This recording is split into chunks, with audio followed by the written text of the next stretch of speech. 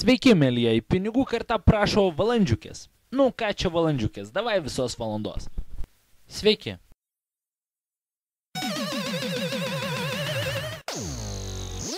Vienas skaudžiausių ekonomikos ligų yra nedarbas. Ir čia nepasakysiu nieko naujo.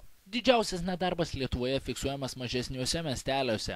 Kur buvę, kur nebuvę, mes radome išimtį – Zarasai.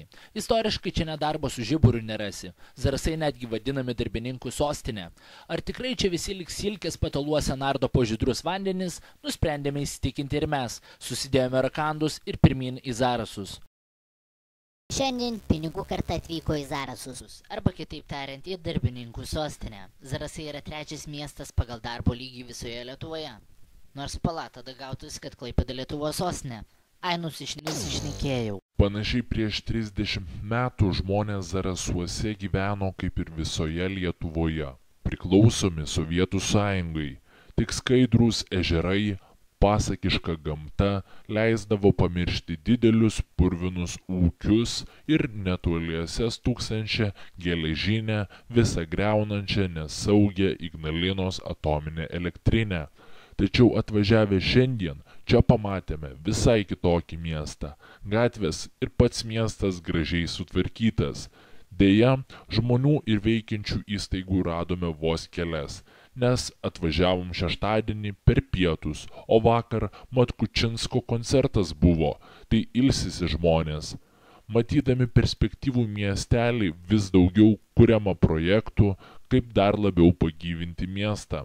Nepaslaptis ir tai, kad ne vienas užsienietis taip pat susižavėjęs šiuo pasakiškai gražiu kurortiniu miesteliu.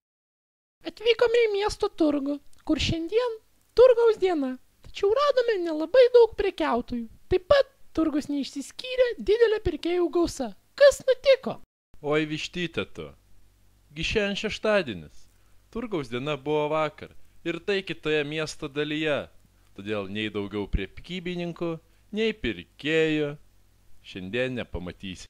Pamėginsiu gauti bent jau nekvalifikuotą darbą. Kadangi išsilavinimo nelabai turiu, gėlių pardavėjas sakė, kaip tik reikia. Nu, gal šį kartą kortą paeis, gal ir pasiseks.